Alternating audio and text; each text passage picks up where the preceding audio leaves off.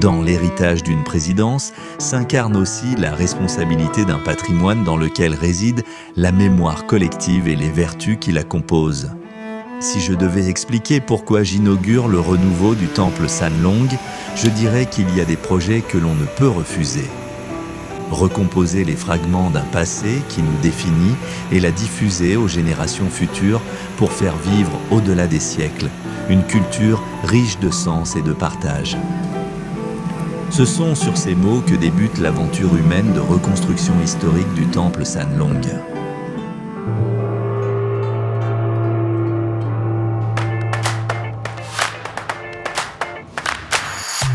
La porte est ouverte.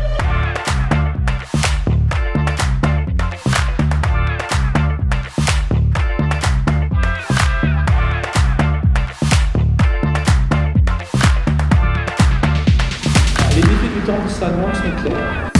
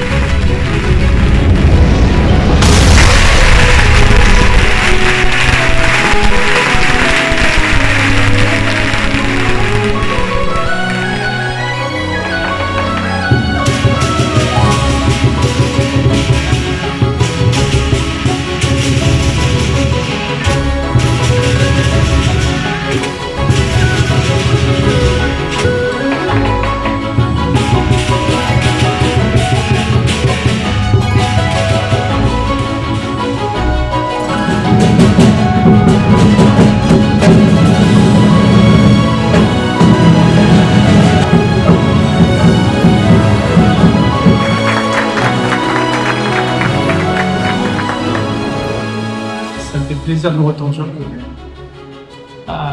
Comme je disais hier à la conférence de Mondi, la rue Sainte-Anne a une particularité unique au monde, c'est que d'avoir au même endroit 3 temples.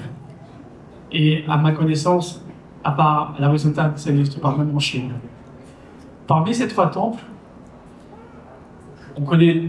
tout le monde connaît le temple Shan, le temple Tissot. Le temple Sanlong n'est pas connu de la plupart des gens même de la communauté. Et c'est un vrai plaisir pour moi, quelque part, de ressusciter ce temple parce qu'il est vraiment donné. Et de pouvoir faire revivre, j'espère, ce temple. Le travail n'a pas été facile parce qu'il fallait rénover à 100% le temple.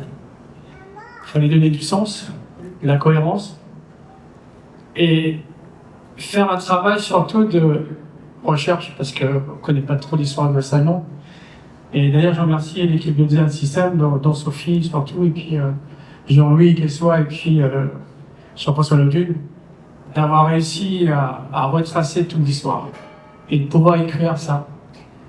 Ma deuxième fierté, c'est d'avoir pu aujourd'hui avoir les photos de tous les présidents sur le mur et de faire honneur à leur famille. Voilà.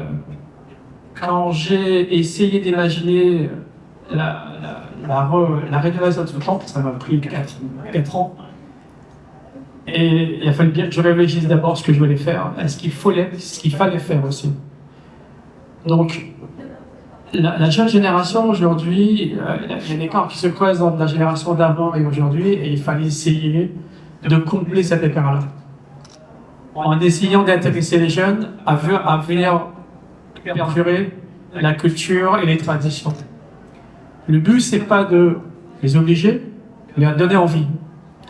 Et pour leur donner envie, j'ai trouvé que changer l'architecture et le concept rendre ce temps beaucoup plus libre. Parce qu'aujourd'hui, n'importe qui, un visiteur, un touriste, peut venir chez nous en toute simplicité. Il suffit juste d'appuyer sur l'interphone et le temple s'ouvre, on peut vous ouvrir, et les caméras se chargent de que tout se passe bien. La porte est ouverte. Et donc ce projet n'est pas ouvert seulement à la communauté, mais à toute la Réunion, aux touristes, et donc a pour but de rayonner un peu dans le monde. Et il fallait aussi motiver, trouver quelque chose qui puisse motiver le jeune à venir. Et ce que j'ai trouvé, moi et mon équipe, c'est de créer une statue de Gandhi qui n'a jamais été faite, totalement conçue avec des technologies nouvelles, et des imprimantes 3D, et c'est la statue qui se trouve derrière moi.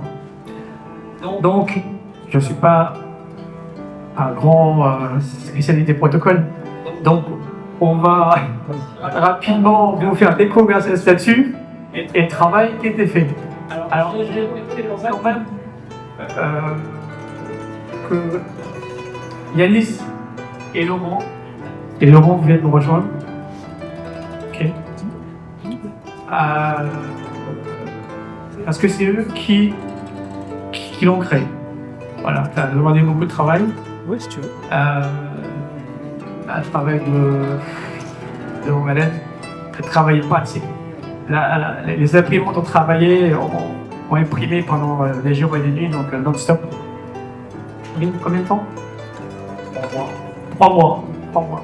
Donc cette statue fait 300 kilos et mesure de 25 ans. Voilà, donc on va enfin le découvrir.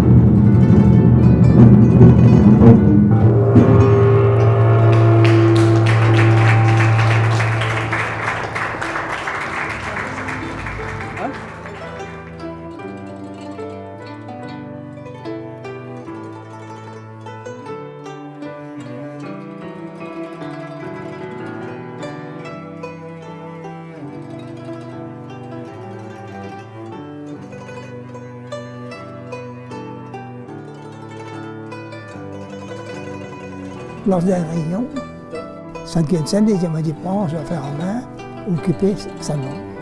C'est là que la rentrée.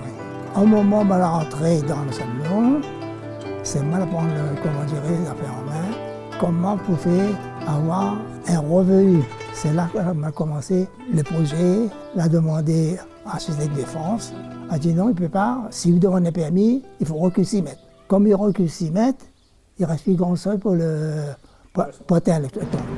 Alors je me dis, est-ce que vous pouvez faire un genre d'aménagement? La porte est ouverte. Aménagement, oui. Donc on a fait, une demande d'aménagement. Grâce à ça, aujourd'hui, Sanlong en a les revenus. Comme on occupe tout ça. C'est là qu'on a rentré comme président. Non, on m'a démissionné, c'est maintenant il ne veut pas. Il ne veut pas parce qu'il dit oui comme ancien créateur. Il n'a pas voulu pendant 2 ans, 3 ans, il a refusé mon démission. En dernier, il m'a dit non, mais il ne peut pas parce qu'il est trop vieux. C'est là qu'on appelle l'avocat, la présidence de l'avocat, qu'on va certifier mon démission.